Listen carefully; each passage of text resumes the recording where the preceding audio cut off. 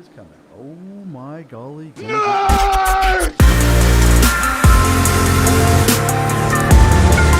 those nerds!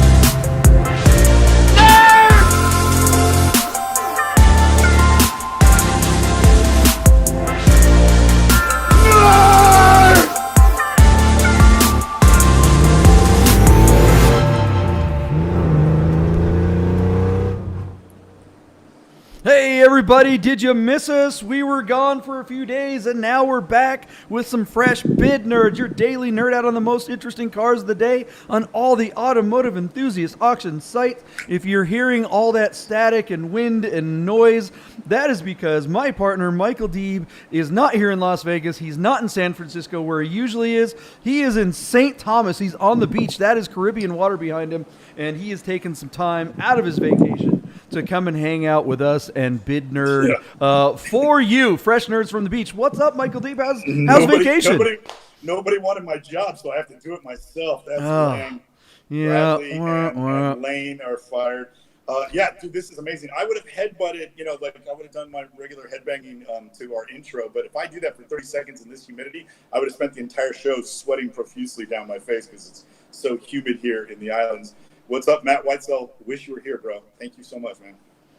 Yeah, man. My Matthew Whitesell was just here in Las Vegas. We had our big premiere party for the Porsche Road Trip television show that is coming out on Pluto on Friday. Our broadcast premiere on Chassis TV on Adam Carolla's network is this weekend. Tomorrow. Yeah, that's tomorrow. I cannot believe it. It's been so long. We've been working on this forever. It is the big show on Pluto. They're doing a double feature, so they're going to show 4 episodes back to back, starting prime time on the East Coast, and then they're doing it again on the West Coast. So if you've got the Pluto TV app, go ahead and tune in to Chassis, the Chassis Network, all evening tomorrow night, and you can just set your nerd out. People. Yeah. Yeah, there you go. Set your DVR, or you can just, you can just binge watch the whole first season right now on demand on Pluto. The Cars category was missing for like a week and a half, so everyone's like, "How do we watch a show? How do we watch a show?" And I just felt so bad because I'm like, I don't know, honestly. So many people were binge watching the show, JP, that it crashed the Cars broke category. I'm Pluto. Sure that's what happened. Yes. We broke Pluto. Yeah. Which is I think good you might be on to something. Pluto's really far away to hit it and get it on the first try. That's pretty good. I don't even think it's a planet anymore. Is it back to planet status? I don't even know. Yeah, is water good for you or not good for you? You know what I mean? Hey, listen, the premiere was a huge success. Esther and I flew in, the red carpet. There were Porsches everywhere. It was awesome. There were GT cars and turbos, and then just an awesome array of air-cooled, and then some sweet Cayennes. When I left the show, I was going down Charleston against a black Cayenne GTS that was sweet. And you guys even had that speedster in the lobby. What a turnout. That was amazing. Yeah, we had showgirls and hors d'oeuvres, and the venue failed to get their liquor license in time. It was a brand new venue, so everyone we kind of like any air-cooled car when it breaks down, you got to kind of like improvise and get out some baling wire and duct tape. We just basically bought a bunch of flasks at the last minute and filled them full of vodka and passed them out as people came in. So there was plenty of booze at that event. They look like military grade flasks. They're matte black, and they were filled with vodka. Ours, of course, now has rum in it. Go figure. Nice. And then it is what it is, man. But yeah, what a great take-home gift. Oh man, I'm glad you guys liked it. We just, the venue was kind enough to kind of look the other way, and they had mixers for everyone. We had food, and so many great friends and people coming out to watch the show. And I really thank everyone for making the trip and coming out. We had Rod Emery, we had friends from the Northwest, we had friends from the Bay, friends from LA. Everybody, Matt Whitesell was there. Matt Whitesell, Drew from Cooled Collective. My friend Leaf and Ted came from Seattle. My old friends. Ed Steenman. I mean, there's so many people came out to share in the fun that was. And again, thank you all so much for coming. Quick shout out to Matt Whitesell and his wife Shannon. Esther and I are here filling in for them on their vacation, their honeymoon vacation. Even though they've been married a long time, I call it honeymoon because this place is so romantic. But we're in the Caribbean because Shannon's under the weather. So prayers and Godspeed to a quick and complete recovery to Shannon. Matt, You guys are going to love it when you do come down here, for sure. Thank you for your generosity in sharing this gift with Esther and I. And we are thinking about you just about every minute of the day, and hoping that Shannon is feeling better and back to normal soon. Love you guys, man. Yeah, he is such a great guy. It was great. I had dinner amazing. with him last night at Monami on the Strip, and then right. Yep. he had to get on the airplane super early this morning, take off. So best wishes to them, of course. Absolutely. Yeah, and, you know, for you, I mean, geez, this is kind of, you and Esther have been married for a bit, but this is kind of your honeymoon, your belated honeymoon, right? Yeah, you got married a couple of years ago. And the Weitzel's wound up gifting us a honeymoon, even though they didn't come to the wedding, which is crazy. But check it out. We are here on the Virgin Islands. I mean, really, JP, it's the first time we've traveled since, since a March ago when everything shut down. And you can see that, like, there's certain things on this island that are still closed, either because of the pandemic or because of the hurricanes that have hit this island. But it's nice to be here. It's great to see the tourists out, and everybody's, I don't know, how can you not have a good time when it's like this behind you? Right. So, anyway. Well, Patootie wants you to have a good time, and just so everybody sees, she's got her little sailor anchors on her boat. Nice. So she wants to be there with you to go boating or something. Yeah. So Very there cool. it is. Producer Patootie there, everybody, in case you PP. know she's the one that runs the show. All right, guys. Well, that's a lot of jibber jabbing. You guys tuned in to nerd out on cars, not on our vacation plans or any of that kind of stuff. So thanks for hanging out. This is Bid Nerds, your daily nerd out on the most interesting cars of the day. We sift through all the cars on Cars and Bids, Bring a Trailer, P-Car Market, Rad For Sale, and we try to bring you the most interesting ones. We say, okay, we narrow it down because there's just so many. You don't have time for all that. We do that for you. Michael Deeb takes time out of his vacation to sift through cars for you. For you people. So here it is. The first thing the thing we do is when we nerd out about these cars. Monday. Yeah, boy, it's been so long since we did a show. We took 2 days off, which is crazy for us. But we always start out the show with this because we make predictions as to what we think these things will sell for. That's really why you tune in, right? It's a game show. So we start off by seeing how we did the previous day, and in this case, it would have been Monday. So we skipped. I have no idea what sold the last couple of days. But let's go back and look at our predictions that we made on Monday, and then we'll get to today's cars. So let's get through those pretty quick so Michael Deeb can get back to the beach. On Monday the 24th, we had guest host DWA and Rad For Sale legend Lane Skelton from Santa Cruz, California, joined us on the show on Monday, which was awesome. We covered 5 really cool cars. The first one was the 2011 BMW 1M. And this was really funny because, everybody really likes this car, but some of us that are certainly the Porsche guys think it's a little bit overrated because it's a parts ban car. And Lane was quick to point out, because I was trying to herald it for having, big power and a short wheelbase. And he's like, Deeb, you realize that wheelbase is like 109 inches, which by no account is short. Short would be like 94 inches would be like on the tall end of short, and really short would be 89 inches. Like believe it or not, like a Ferrari Testarossa and a Mazda Miata have like the same wheelbase. Wow. But this car at 109 inches is not short. So despite it having like no overhang in the front, no overhang in the rear, it's not like this car is the quickest handling machine of all time. That being said, it was nice to see BMW get back to basics with, small car, a little bit lighter weight, and big power, with a little bit no nonsense frills. Anyway, this one had some miles on it, JP. I think it had 70-something thousand miles on it. I went ahead and said 49,000. You said 50, which was the over, and Lane went under me at 48. Again, he was kind of poo-pooing the car, but with valid reasoning behind it. Our car sold for $52,000 with a big tune, so I'm thinking this car is probably close to 400 horsepower. So JP, you got that one all by yourself. We jumped over to Bring a Trailer to look at this gorgeous French blue 1969 Alfa Romeo GTV. This car was restored and refurbished and repainted, and by all accounts, everything on this car looked, relatively new. There's still some corrosion on there. I don't think they did the best job on the metalwork, but everything else was there, fit and finish, and all the equipment was there.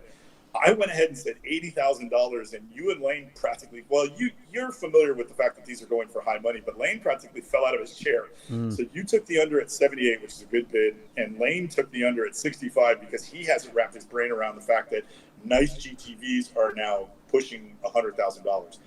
Our car sold for $81,500, so I won that one all on my own there. Nice. The really big surprise of the day, JP, and I'm sure you've been busy. I'm hoping you haven't had a chance to look at this result, but our 2004 9,000-mile Porsche GT3 with ceramic brakes in Grand Prix white was on P-Car Market. Our car was sitting at like $95,000 or $100,000 when we reviewed it. And again, Lane was not up to speed on what these cars are bringing in value. And I said, Lane, these are $140,000, $150,000 cars. Betting against the platform, I'm going to say 136. And JP said, I'll give the platform the benefit of the doubt. You went 140. Lane again took the under because he's still thinking these are $60,000 to $80,000 cars, which they're not. They only made 1,500 of these, and that number, while it doesn't sound small, is still smaller by production numbers than any of the 997 and any of the 991 run of GT3s. All of the standard GT3s in 991.1, 991.2, 7.1, and 7.2 are all like 2,500, 2,300 units. This is only 1,500 units, so it's the earliest one. It's the least amount produced, and this one had all the collectability: white, the miles, and the brakes. So and an odd interior color too. It's like it's not black. It's like is it black? Yeah, it's like the only color it came in. It's like a dark gray, but it's got the Metropole blue stitching and the Metropole blue seat belts, which were CXX options, which is really cool. Mm-hmm. Anyways, 136, 140 for you, 130 for Lane. I don't know if you saw this, JP. This car sold for $193,000. Whoa, that is right. Just that bonkers. Is all the money. They fought that close must have taken forever because PCAR Market's clock takes like 2.5 minutes. So, I mean, that must have taken, I'm guessing, over an hour. That's a crazy long close. JP, you won that one, but none of us were close. That car brought all the money, and I imagine you will see a lot of 996s, GT3s hit the market, and everybody expecting to get, 120, 150,000 for their car. Man, so boy, was I off. Paul from Auto Kettle gets the Nostradamus Award because a month ago on our show, he said this is the best driving GT3, and Lane echoed those sentiments. That there's something really raw about this car. I've never driven the GT3 in the 996, so very cool car. Yep. All right. And I hate to tell you this, buddy, you should have sold your car after that result. Oh, no kidding. Holy cow. Did I get the timing wrong on that one? I would say this week your car would bring $50,000. So, anyways, I agree. Yeah, no, it's so true. It's so true. That's you, buddy. Yeah, yikes! I wish I could sit on the beach and You should have taken Matt's first offer on the vacation, and you should have sold your car this week. Anyway, moving on. Bring a Trailer had a 2001 Z8 in very rare topaz blue. I can't remember the numbers now off the top of my head, but I think it was like, JP, 800 units of the Z8 came to the U.S., and then it was like 30 in topaz blue. Our car had 18,000 miles, but I've never seen this color.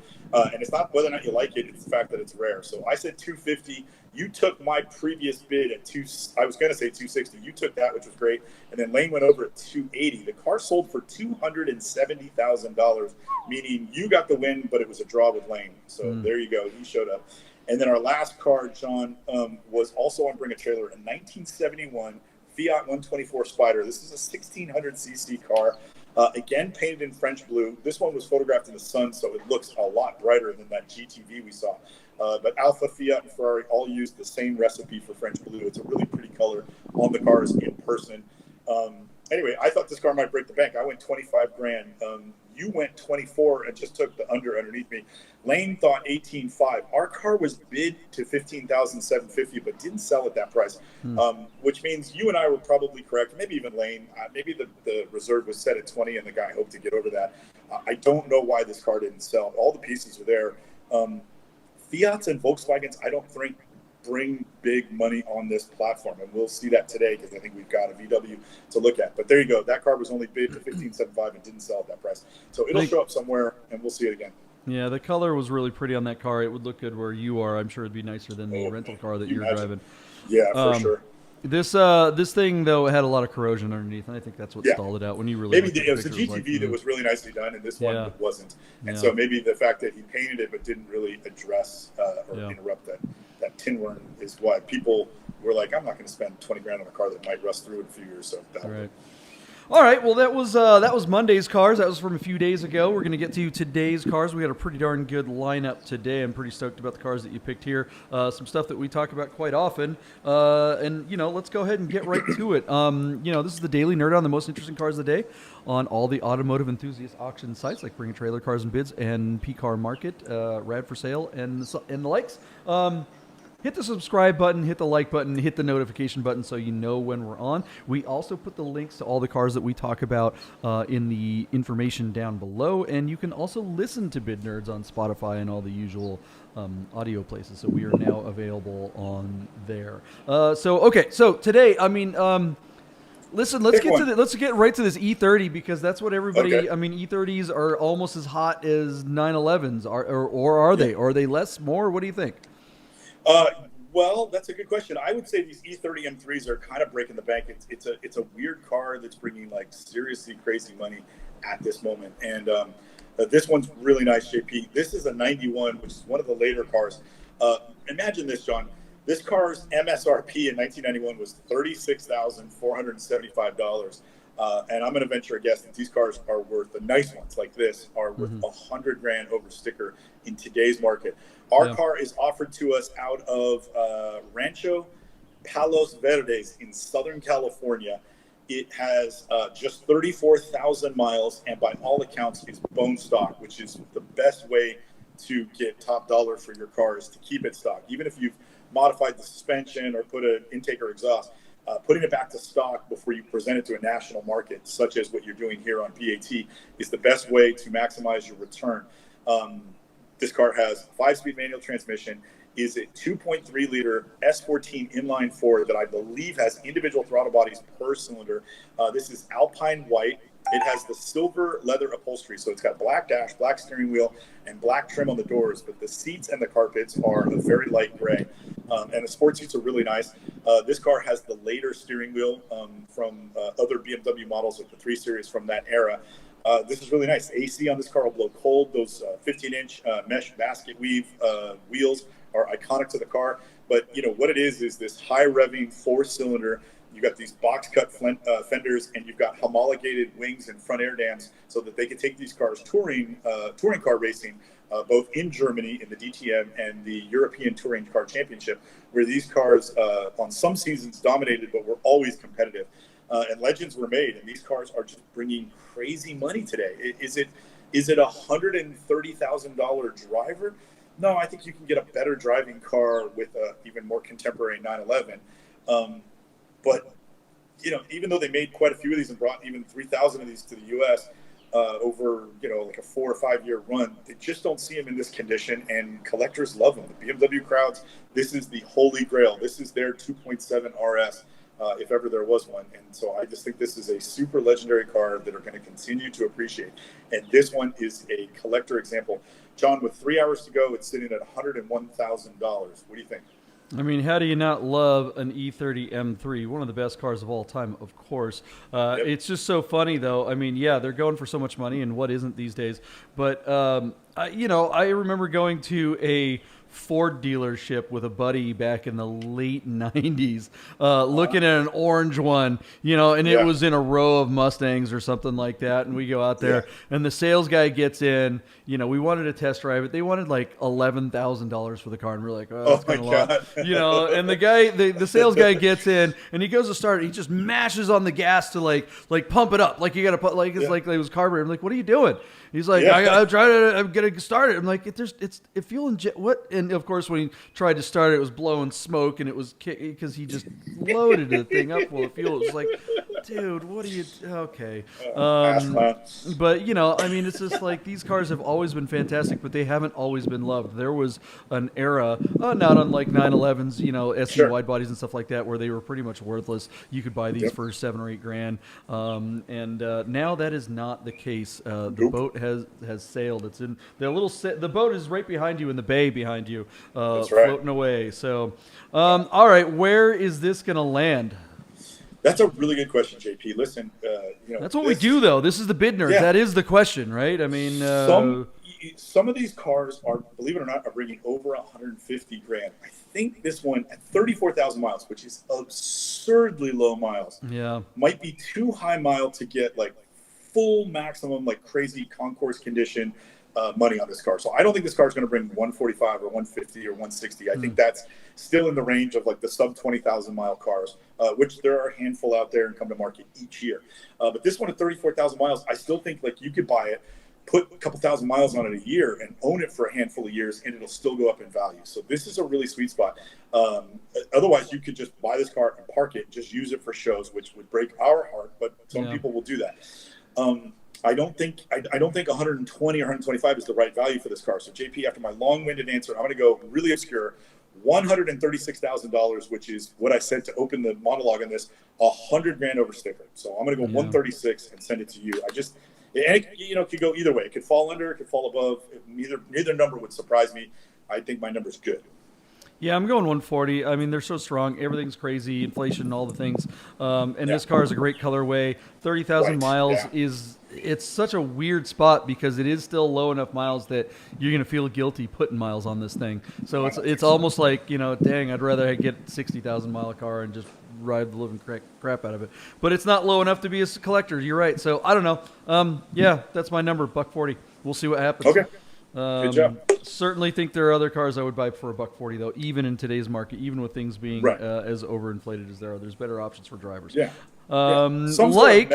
Some sort of Metzger engine car would be cool at 140, like an RS. Yeah, which you could still get for sure. All right, well, let's see here. Let's talk about another car from kind of the era. I really like this Mercedes. Look at this thing. Is really neat. Absolutely in the same breath. Here we are. We're looking at a 1990 Mercedes Benz 300 CE. This is .24, which is the 24 valve inline six, and then it has the AMG 3.4 wide body. So somebody bought this car, immediately took it to AMG and had the wide body flares grafted on and had the motor punched out to 3.4 liter, where it will now yield about 270 horsepower and about 260 pound-foot of torque. This is a really neat car. It has a 5-speed automatic, and it was done by AMG when AMG was still a boutique tuner and not a division of Mercedes Benz. This predates that merger when Mercedes bought AMG. So these real AMG cars that were done by AMG at AMG bring collector money, and that's what's going on here. This W124 chassis is sitting at $75,000 with under 3 hours to go. A regular 300 CE, which is still a nice driving car for an automatic. It's not a sports car, but it's a beautiful GT that you can enjoy on a back road. You're just not going to keep up with your friends in air-cooled 911s because it's just not quite fast enough.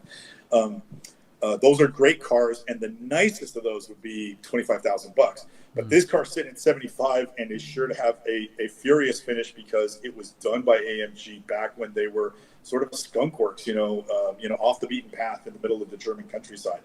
This car has an AMG steering wheel. It's got these beautiful Recaro seats that I think are the same seats, JP, that were in the car that's behind you on the wall, the Kremer. They're just not in crushed ice green velour. These are done in leather, but I think that's the same seat that was in your Kremer car. All those buttons. Mistaken. Yeah, you're right. Yeah, it's really cool. It's got 3-piece AMG wheels that are 17-inch, bigger than the stock wheels that would have come on the car.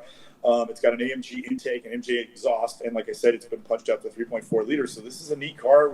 It'll rev up to 7,000 RPM, which is pretty neat for a stonking, sturdy, bulletproof and Mercedes-Benz inline six from the era. So, John, what do you think? This is.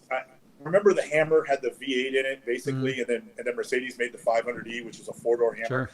This is like the baby Hammer because it still has the stock block, but it's been AMG treated. What do you think of the baby Hammer on Man, I mean, this is just, I would love to see this on Rad For Sale. This just looks like it would get a lot more attention. Even though it's probably Radwood in person where you could touch the car. That'd be even better. It drives me nuts when these guys sell these cars and they leave the plastic on the floor from having been detailed. I mean, it's kind of like when someone takes a picture of a wheel for sale and they have it on the ground, they shoot it and you can see their foot in the shot. It's just like you're literally shooting yourself in the foot. It's so stupid. Come on, guys. I want to see how beautiful this car is. I don't care that you just had it shampooed. In fact, that makes me kind of go, what did it look like before you shampooed it? I love that these cars have no B-pillar. That's one of my favorite things about this type. Yeah, really nice to drive. It's a real coupe. 2 doors, 4 windows, no B-pillar.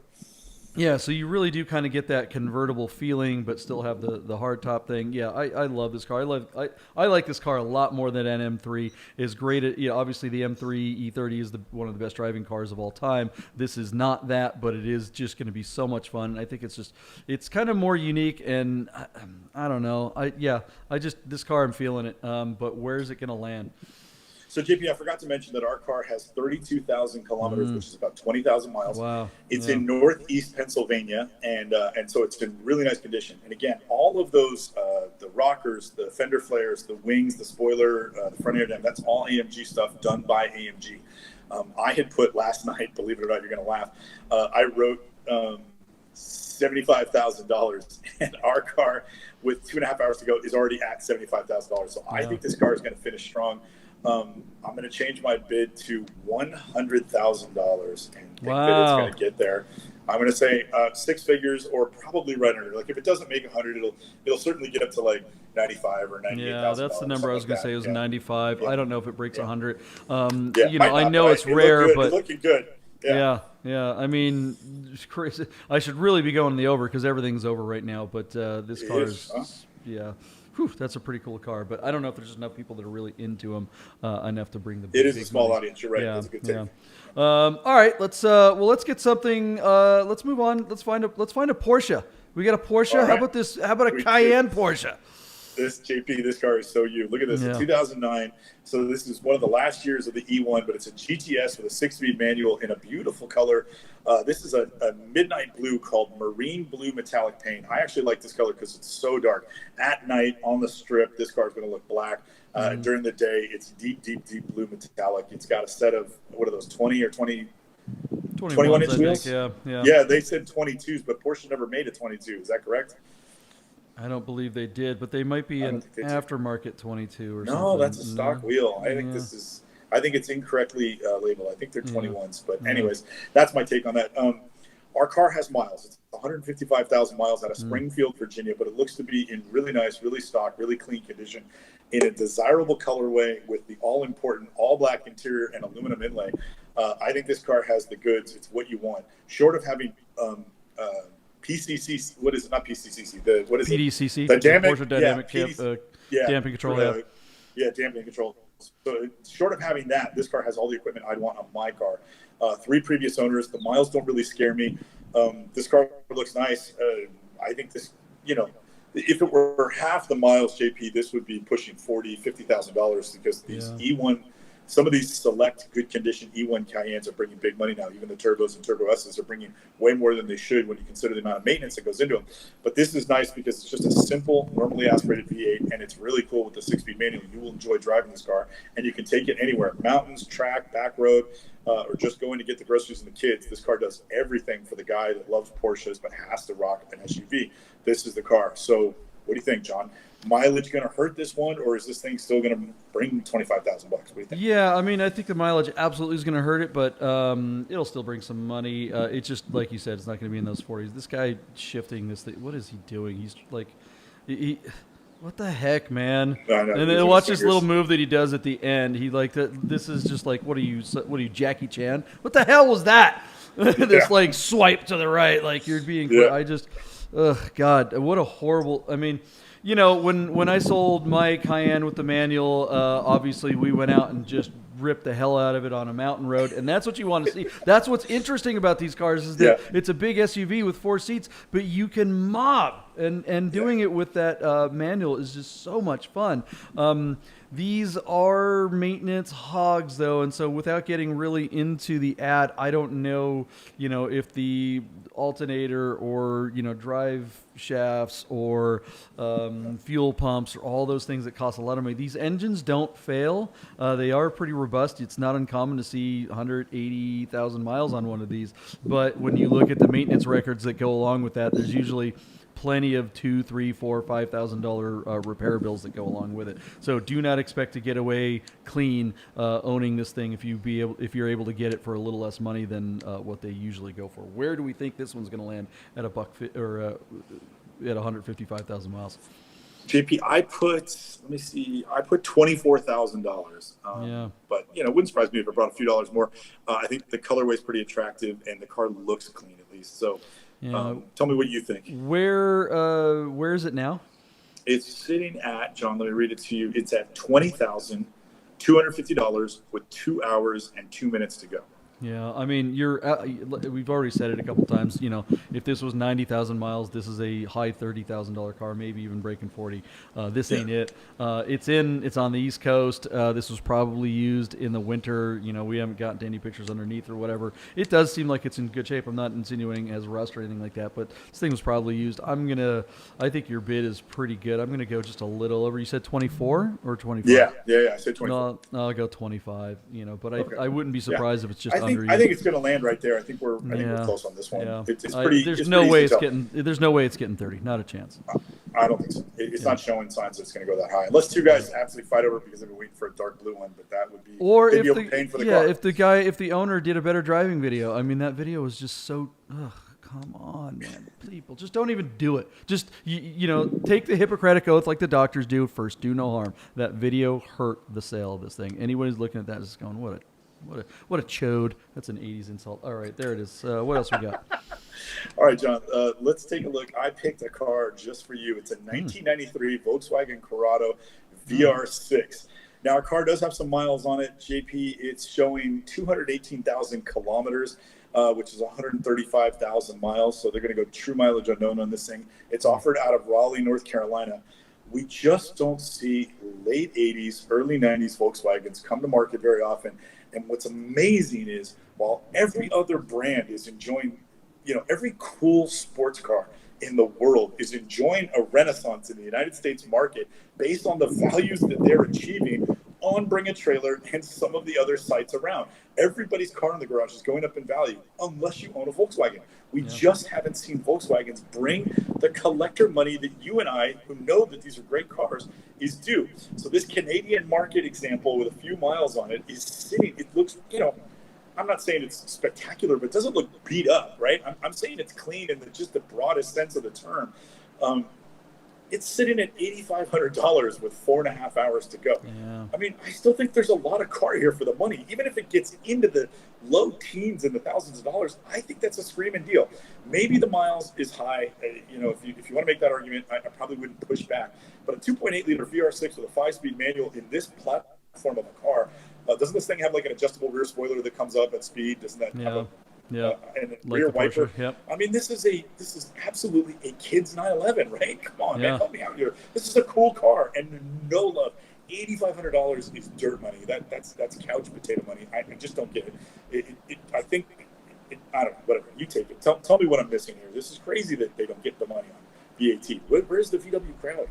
Yeah, you're right. I mean, look, the only Volkswagens that are experiencing any kind of appreciation of the air-cooled stuff or the Vanagons, and that's about it.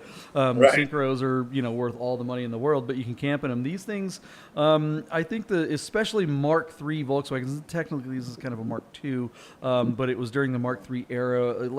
That's why the guy is showing you the video of the windows working. I mean, these things rival old Fiats for their electronic, you know, gremlins.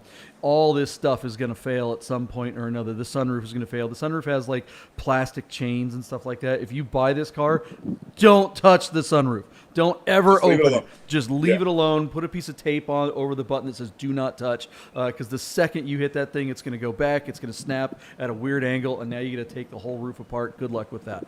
You know, but the VR6 is again little problems. You know, will happen, but the engine won't fail. Like that engine's probably not going to blow up. They're very robust engines. They have a lot of power. I've always said that if Porsche ever made a front wheel drive car, this would be it. It really, driving one of these around really does kind of have the feel of something more like a 968 of the era, you know, because they came out about the same time. And, you know, the suspension on these is fantastic. And a lot of people say, oh, it's just the new Scirocco or whatever. No, this car is such a big step up from a Scirocco, and you really feel it when you get behind the wheel of one of these.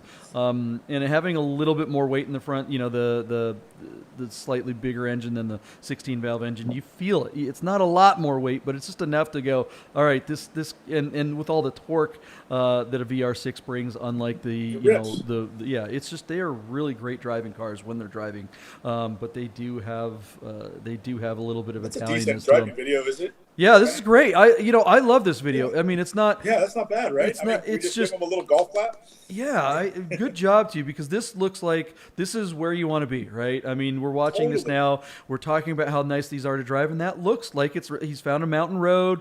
There's not a lot of other cars. There's no street lights. We don't see the Walgreens. Yeah. Thank you for noticing that. You know, he's keeping his hands on the wheels, not just leaving a hand. So this says to me, okay, someone that's a true enthusiast that knows cars, that's not a jag-off.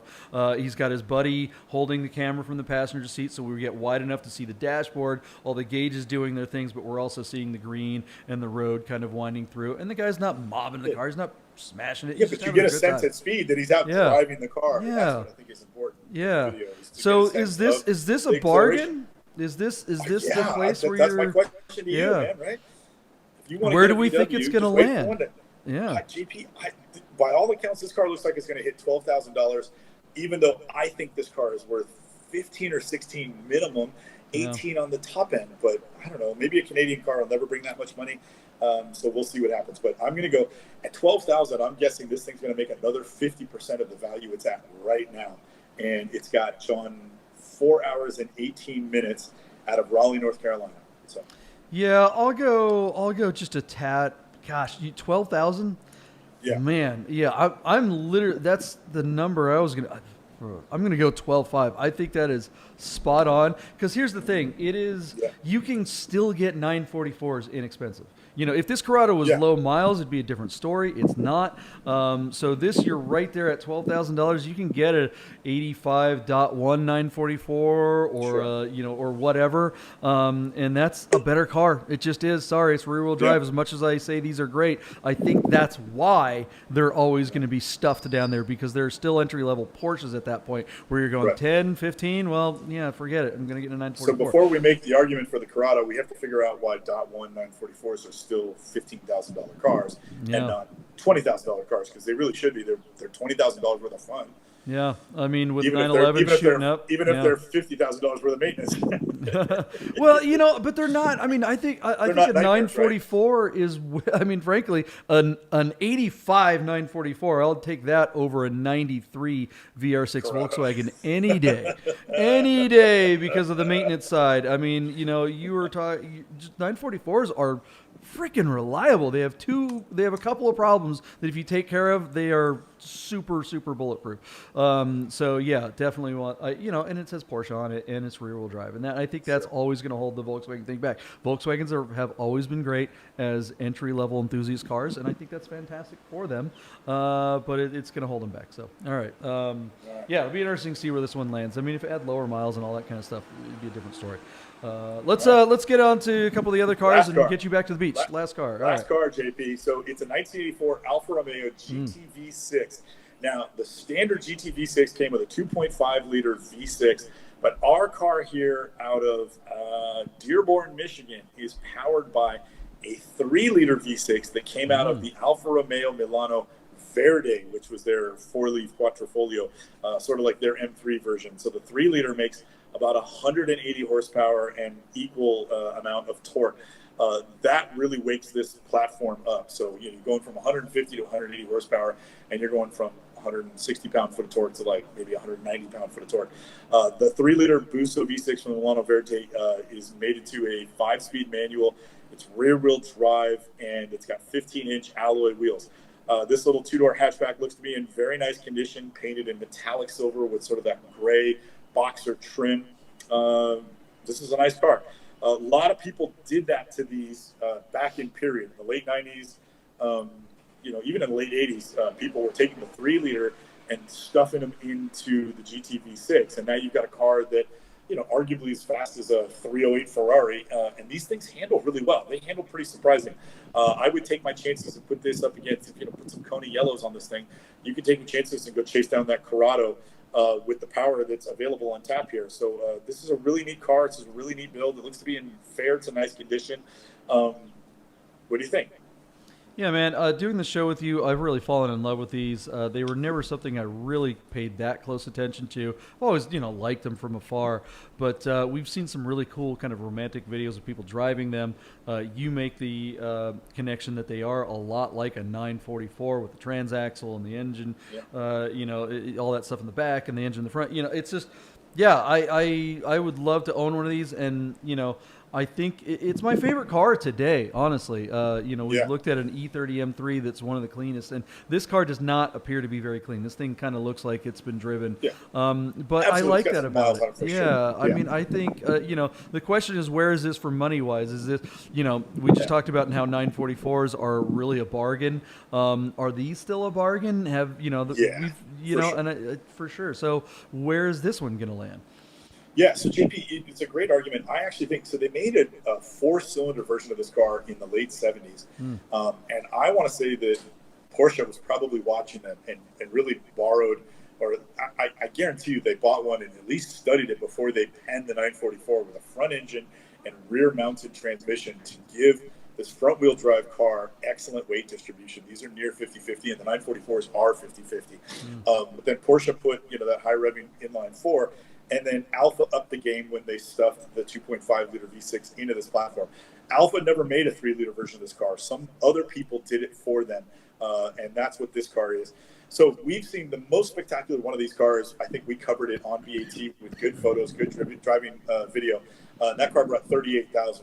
This car is probably worth about half of that. So it's sitting at $18,500 with 4.5 hours to go out of Dearborn, Michigan. This chassis probably has it's showing 39,000 miles, so it's probably 139,000 miles. And then it's completely modified, so it's never going to be a collector car. This is just a driving car. That being said, I don't know, man, I think somebody would pay the money to have this thing. I'm going to go. I'll go $24,000, JP, and send it to you. It is such a cool. I love this color. I don't like the bright colors. I actually like silver. I love these wheels. Everything about this just screams 80s in the same way that E30 does, but with the spicy Chianti part of this thing being Italian. It's kind of rough. It's got rock chips. It's got it's got a couple of cracks on the dash, which is usually a deal killer for both of us. But I would let it go. I would really love to. This is a tough car because it's like, with that 3-liter in it, you want to drive it and see what it's like. I've never driven one of these with a 3-liter in it, so that's really got to change the car. I don't like where it is. Being from Michigan, corrosion is a really big issue there. The weather is just harsh as hell. So this car has had a lot of time to see some rough conditions. I'm going to say 22. I'm just going to go under you and say I think that's going to be a great driver bargain for someone. And nobody's buying this as their only car. You're definitely going to have another car. I really appreciate this guy's walk around video. We can't hear it. We can turn it up, but he's just getting it really honest in here, and he's showing the dings and the scratches and stuff like that. And that's great. I mean, that's why this is how you buy an Italian car sight unseen. Is you have an honest seller who's kind of going through and showing you all this stuff. I wish there were a driving video, but there just wasn't. So, all right, well, there it is. That's all the cars, yeah? Yeah. Well, that's everything, man. That's a show, buddy. That is Michael Deeb right down there on the beach, getting out there after it. Thank you so much for taking time out of your vacation to bid nerd out with us. And for you guys at home, thanks for hanging out with us and nerding out. This is your daily nerd out on the most interesting cars of the day, every Monday through Friday at the 9 o'clock hour. We have had a little bumpy week this week because we had so much other stuff going on. But we will continue to bring the show. We might, so just there it is. Play along. Let us know what your guys' bids are. Do we know what we're talking about? We don't think so. Let us know if you do. Not a chance. Everyone's going to say, these guys do not know what they're doing. Michael Deeb, love that hat. Enjoy the sunshine. Get out there on the sand. And if we don't see you tomorrow, we might have a guest host tomorrow. Let me know if one of those guys wants to take my job. I double dog Darren. And then JP, I teed up a few cars. If you guys tee up the rest, I'll try to submit a bid so you can go to the dock and you can throw my bid in with whoever you Awesome. All right. Yeah, do that. That sounds like a great idea. All right. Say hello to Esther. Enjoy the beach. Everyone out there, come back tomorrow. We'll get some more bid nerds for you. It's the end of a long week almost. We'll see you tomorrow. Thanks, Get those nerds!